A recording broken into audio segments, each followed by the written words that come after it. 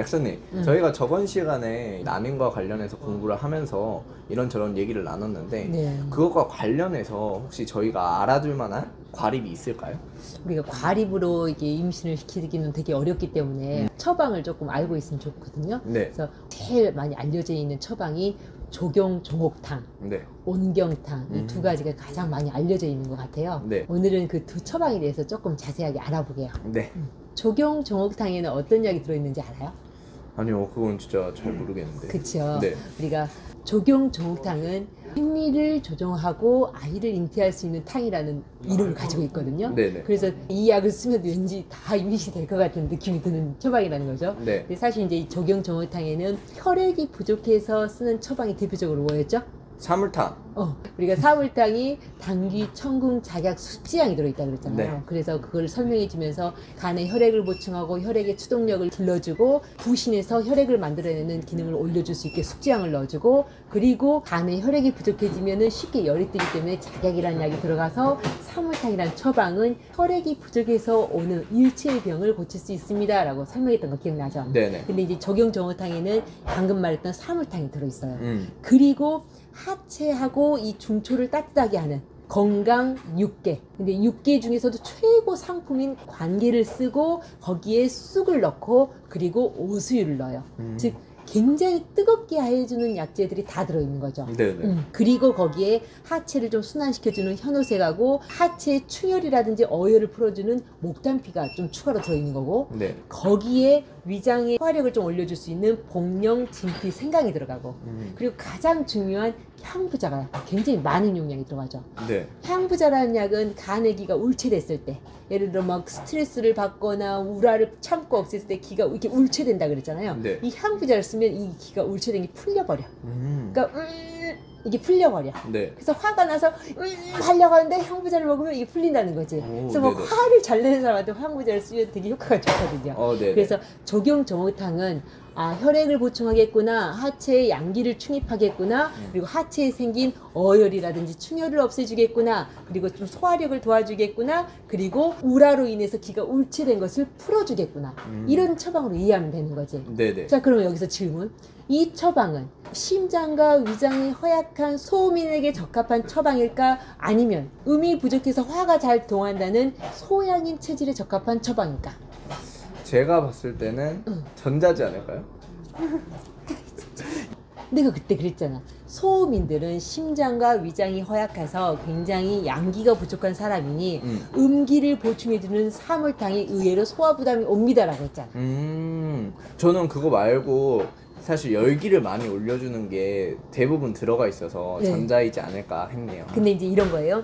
호양인 체질 중에서, 즉 음이 부족해서 화가 잘 동하는 체질 중에서는 하체가 굉장히 더 약한 사람이 있어요. 네. 즉 위에 상체는 열이 약간 있는데 하체는 하체대로 굉장히 허약해가지고 의외로 이 하체의 순환이 안 되는 사람이 있어. 네네. 이런 경우에는 하체 자체를 좀 뜨겁게 활성화시키면서 그거를 좀 순환을 촉진하는 목단피라든지 현오색이 들어가면 이게 풀릴 수 있는 거지. 네네. 그래서 이 처방은 그래도 소음인보다는 소양인 체질의 여성들, 특히 하체가 허약한 사람의 소양인한테는 잘 맞을 수 있겠습니다. 하지만 간의 기가 울체된, 즉 소양인 체질이 화를 억제하고 우라를 억제했을 때 쓸 수 있는 처방입니다 라고 이해하면 되는 거지.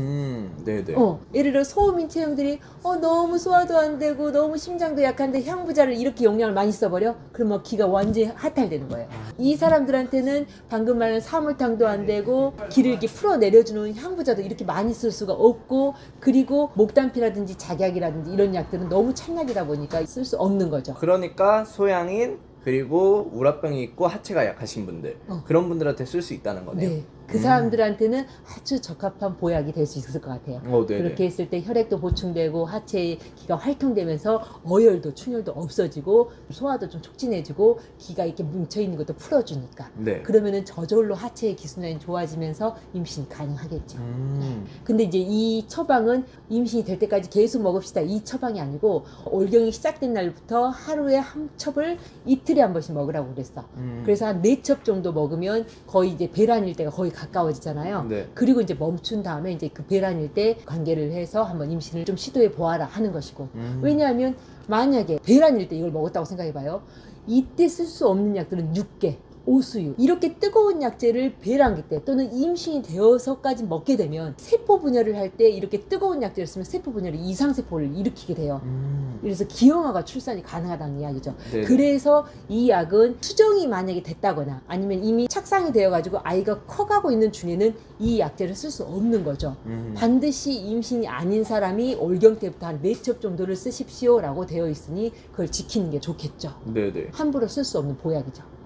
네네. 네. 주의를 해야겠네요. 네네. 그러면 아까 이거 말고도 옹경탕도 말씀해 주셨는데 네네. 그거는 또 어떠한가요? 옹경탕도 좀 유명한 것 같은데 네. 옹경탕의 성분은 인삼과 맹문동 그리고 이게 담을 녹이는 바나 그리고 혈액의 질을 올려주는 당귀, 청궁, 작약, 악효주 또 하체를 좀 뜨겁게 양기를 올려주는 오수유하고 육개가 들어있고 여기에도 하부의 충혈을 없애주는 목단피가 들어있고 그리고 약간 소화를 돕기 위해서 생강과 자감초가 들어있어요.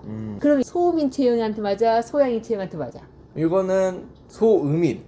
왜? 왜냐면 열도 올려주고 인삼이 있어가지고. 그렇죠. 이 사람들은 기본적으로 열 에너지가 부족하기 때문에 상중 하초에 열 에너지를 넣을 수는 있겠어. 사실은 인삼 때문에 소양인 체형한테는 함부로 쓸 수 없는 거죠. 물론 맹문동이 상당히 많은 양이 들어있고 작약이라는 약이 있긴 하지만 기본적으로 이 약은 심장에 열이 있는 사람한테는 쓸 수 없기 때문에 네. 소음인 체형한테 더 맞다고 할 수 있는 거죠. 네. 그럼 이제 구체적으로 이렇게 생각을 해보게요. 인삼으로 상처에 양기를 주겠어. 맹문동으로 심장을 촉촉하게 해주면 상체는 좀 촉촉하게 해주겠어. 네. 그리고 혈액을 보강해 주겠어. 하체를 따뜻하게 하겠어. 어혈을 풀어주겠어. 그럼 이거는 어떤 사람한테 맞겠냐는 거지. 어떤 사람한테 맞을까? 소음인 중에서 이 사람은 상중하초의 양기가 부족한 사람이 혈액도 부족하고 음액 진액도 부족하겠구나. 그리고 하체에 약간의 어혈이나 충혈이 있겠구나 라고 생각해야 해. 그 말 이해되죠? 네네. 그러니까 이 사람은 소화가 안 되는 사람이 아닌 거야. 하체가 냉해서 설사한 사람이 아닌 거야. 그냥 약간 양기가 부족한 사람이 음액도 같이 부족하고 약간 하부에 충혈이 있는 사람이라고 생각해야 된다는 거지. 네네. 그러니까 양기, 음기가 모두 부족한 사람이 뭔가 스트레스를 받으면서 하부에 충혈이 좀 있겠구나 라고 생각하면 제일 적합할 것 같고. 네네. 그런 마찬가지로 이 옹경탕도 소화가 안 되는 사람한테는 주의해야 합니다. 그리고 설사를 하는 사람한테는 주의해야 합니다. 라는 것이 당연히 나오는 것이고. 맞아요, 맞아요. 그러니까 옹경탕은 소화가 안 되시는 분들 주의해야 되고. 설사하는 사람도. 아, 맞아. 설사하는 사람도 주의하셔야 되고. 그다음에 조경조곡탕은 소음인한테 쓰면 안 되고.